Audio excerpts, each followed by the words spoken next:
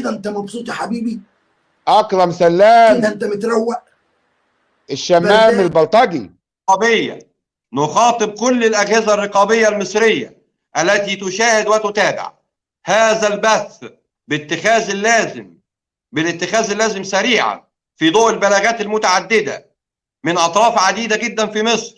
لست أنا وحدي، وليس المستشار وائل إبراهيم شطة وحده، ولكن العديد من الأسر التي استغاثت ولجأت وهرولت إلى مكتب السيد المستشار حمادة الصاوي النائب العام المصري بتقديم بلاغات جنح مباشرة عرائض تم تقديمها إلى مكتب السيد المستشار حمادة الصاوي مرفق بها سيديهات مدمجة تدلل وتبرهن على ما قام به هذا الشخص الأهوج، هذا الشخص الذي لا دين له ولا أخلاق، بترويع الآمنين وبالسب والشتم والعان والغلط والخطأ في الأمهات والسيدات والمتابعات، وهو يكرس مبدأ البلطجة على منصات اليوتيوب، مما ينعكس على أرض الواقع بآثار دامية لن نعرف نتائجها إلا في المستقبل القريب جدا جدا جدا.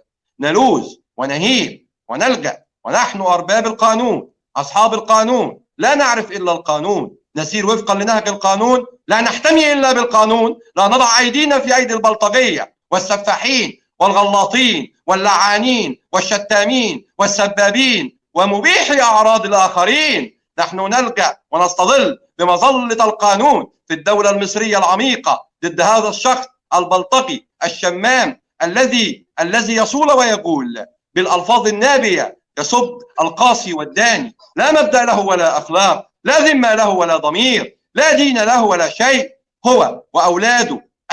أين القانون من هذا الشخص؟ نحن مؤمنين بأن ما قمنا به من إجراءات وتقديم عرائض في مكتب السيد النائب العام المصري والنواب المساعدين، وما قمنا به من رفع جنح مباشرة سريعة جدا جدا مرفق بها الأدلة الدامغة على ما قام به هذا الشخص من ترويع الآخرين ومن التهديدات الصريحة التي لا تحتمل التأويل ولا تحتمل الاجتهاد ولا تحتمل اللبس. كل شيء واضح أمام حضراتكم. نهيب بالأجهزة المصرية حتى لا تقع الجرائم، حتى لا ينتشر الفساد، حتى لا يتكرس مبدأ البلطجة.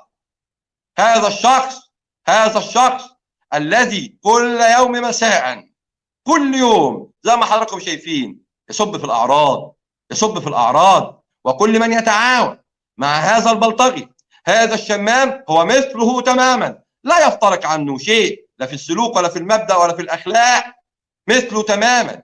كل من يتعاون معه أو يضع يده في يده هو مثله تماما. شفتوا من نموذج عامل إيه؟ الصاحب بيتعرف من صاحبه، الخليل بيتعرف من خليله، الرفيق بيتعرف من رفيقه. يا جماعة الله، مش ده اللي نعرفه وتربينا عليه؟ وفي إيه؟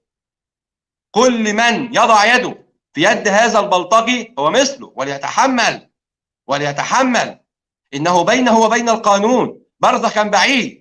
هناك هوة شاسعة وبون شاسع بين هذا الرجل، وأنا لا أريد أن أوصفه بالرجل، فهو شبه رجل، لأنه لو كان رجل لتحلى بصفات الرجال، وكان رجلا في كلمته وفي مبدأه وفي أخلاقه.